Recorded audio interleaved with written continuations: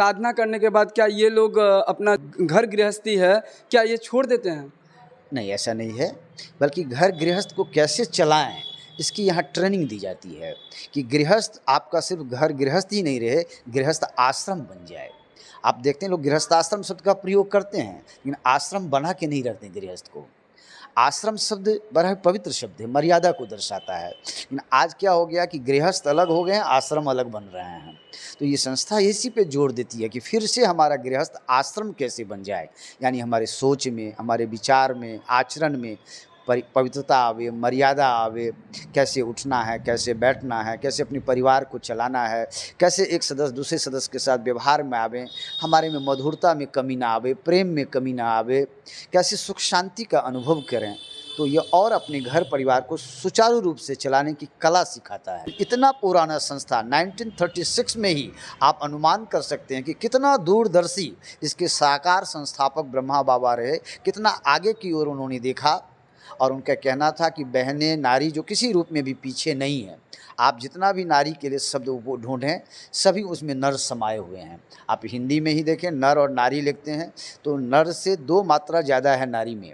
आप वुमन कहते तो मैन उसमें समाया हुआ है, फीमेल कहते मेल उसमें समाया हुआ है, लेडी कहते लैड उसमें समाया हुआ है। तो नारी शक्ति जो है बहुत प्रबल शक्ति है, प्रकृति प्रदत्त, उनमें कुछ विशेषताएं होती है। तो उनको अध्यात्म के द्वारा इस संस्था के अंदर इतना ऊंचाई दिया गया है जिसके छत्र छाया में हम सारे विश्व को परिवर्तन कर देंगे। इसी सोच के साथ ये संस्था काम कर रही है। लाइफ का जो है लुक इनवर्ड फॉरवर्ड एक्सटर्नली, यानी हम सभी अंदर कुछ है। हम जब आए हैं यहाँ एक्टिंग करने के लिए, रोल प्ले करने, तो सबके अंदर कुछ स्पेशल फीचर है। यहाँ के क्लासेस के द्वारा यही बताया जाता है कि आपके अंदर जो स्पेशलिटी है, आपकी जो विशेषता, उसको पहचानो। और ये जो विशेषता है वो प्रभु की देन है, प्रसाद है, जिस पर सबका हक है।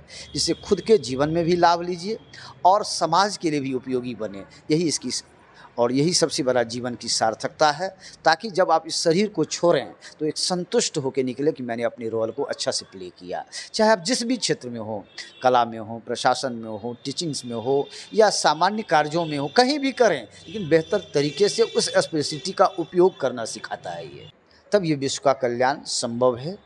और जो हमने शास्त्रों की ये पंक्तियां हैं कि यत्र नार्यस्तु पूज्यन्ते रमन्ते तत्र देवता, इस वाक्य को सिर्फ सैद्धांतिक रूप में नहीं देखा गया, बल्कि यहाँ क्रियात्मक रूप में इस वाक्य को यहाँ प्रतिस्थापित किया गया है। नमस्कार, मैं हूँ आकाश मिश्रा, आप देख रहे हैं मेरा गांव मेरी धरोहर न्यूज चैनल। इस वक्त हमारी मौजूदगी है मधुबनी जिला के लहरियागंज में प्रजापिता ब्रह्मा कुमारी ईश्वरीय विश्वविद्यालय। बताया जा रहा है कि जहां नारी की पूजा होती है, देवता वहां निवास करते हैं। ये ईश्वरीय विश्वविद्यालय का मुख्य उद्देश्य क्या है और ये किस मिशन पर आधारित है, इन सब विषयों पे हम चर्चा करेंगे। हमारे साथ जुड़े हुए हैं मैं आत्मा, मेरा शारीरिक नाम बीके ब्रजराज। मैं यहाँ समर्पित विद्यार्थी हूँ। 1990 से मैं यहाँ क्लास करता हूँ। आपने बताया मैं आत्मा हूँ, तो ये आत्मा अगर आप हैं तो फिर परमात्मा कौन है?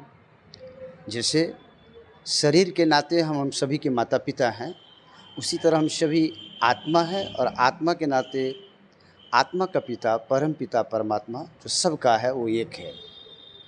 और आत्मा का मुख्य स्वरूप क्या है? आत्मा ज्योति स्वरूप प्रकाश बिंदु है, जो इन आँखों से दिखाई नहीं पड़ती है, अति सूक्ष्म अनुभूति की चीज़ है। और जब हम अपने को आत्मा समझ के चलते हैं तो आत्मा के अंदर जो मौलिक गुण है, शांति, प्रेम, आनंद, सुख, इसकी अनुभूति होती है। और हमारे कर्मों में भी इसका असर आता, न सिर्फ हमारे अपने कर्मों पे, बल्कि इसका असर हमारे संबंध संपर्क में, हमारे परिवार, हमारे परिवेश, हर जगह इसका असर आता है। प्रजापिता ब्रह्मा कुमारी विश्वविद्यालय का जो मुख्य उद्देश्य है वो क्या है? प्रजापिता ब्रह्मा कुमारी ईश्वरीय विश्वविद्यालय का उद्देश्य है आत्मिक शक्ति को जगाकर विश्व परिवर्तन करने का है। स्व परिवर्तन से विश्व परिवर्तन। जब हम जगेंगे 1 से 2, 2 से 3, इस तरह से एक परिवर्तन शुरू होता है। इसके लिए इसके जो संस्थापक प्रजापिता ब्रह्मा बाबा ने उन्होंने कहा कि आत्मशक्ति के जागृत होने से दुर्गुण बुराइयाँ, विकारों का नाश होगा। जो दुख का जड़ जो है वो विकार है, बुराइयाँ हैं। और जब ये विकार दूर हो जाएंगे तो संसार में फिर से एक मूल्यनिष्ठ समाज की स्थापना होगी, जो आज मूल्यों से मनुष्य दूर होते चला जा रहा है। काम, क्रोध, लोभ, मोह, अहंकार, हिंसा, पापाचार, अनेक दुर्गुण और बुराइयां के जाल में मनुष्य फंसा हुआ है। संस्कार परिवर्तन से संसार परिवर्तन को लेकर प्रजापिता ब्रह्मा कुमारी ईश्वरीय विश्वविद्यालय काम कर रही है। और आज ये संस्था, जो पहले एक छोटे से पारिवारिक सत्संग के रूप में शुरुआत जिसकी हुई थी, आज 144 देशों में अपने ज्ञान प्रकाश से पूरे विश्व को लाभान्वित कर रहा है। इसकी कार्य की व्यापकता को देखते हुए, इसकी समर्पणमयता को देखते ही हाल ही में सामाजिक कल्याण मंत्रालय ने इसके साथ MOU पर साइन किया है 3 वर्षों के लिए, कि जिसमें हमारी संस्था को प्रोजेक्ट दिया गया है कि आप कैसे नशा मुक्ति का अभियान जगह जगह चलाएं, स्कूलों में, कॉलेज में, जेल के अंदर, सार्वजनिक जगहों पे, और जिसका बहुत अच्छा सकारात्मक रिजल्ट आ रहा है।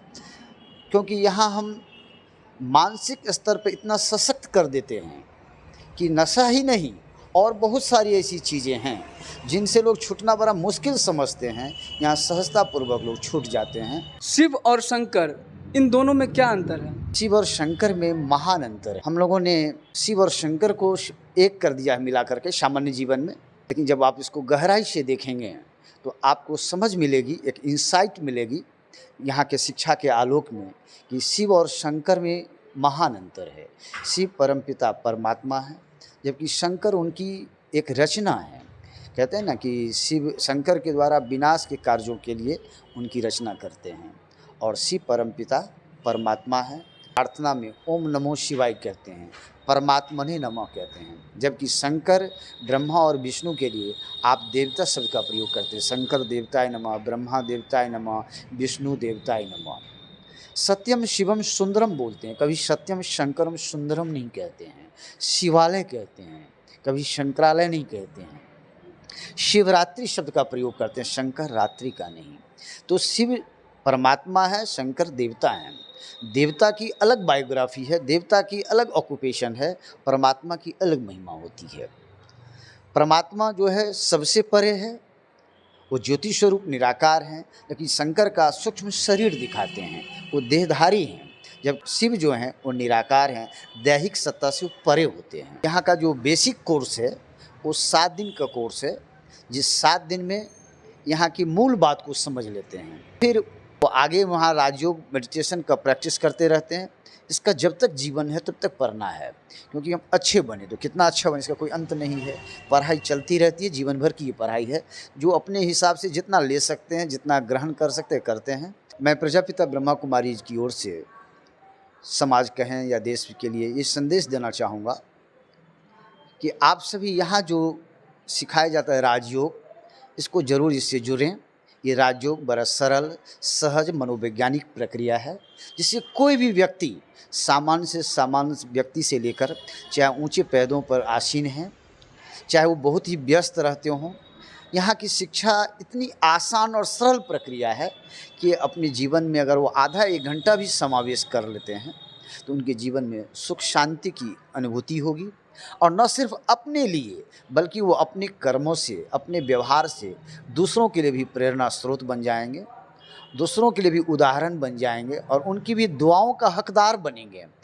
और इस तरह से एक श्रेष्ठ समाज बनाने में उनकी भूमिका बनेगी।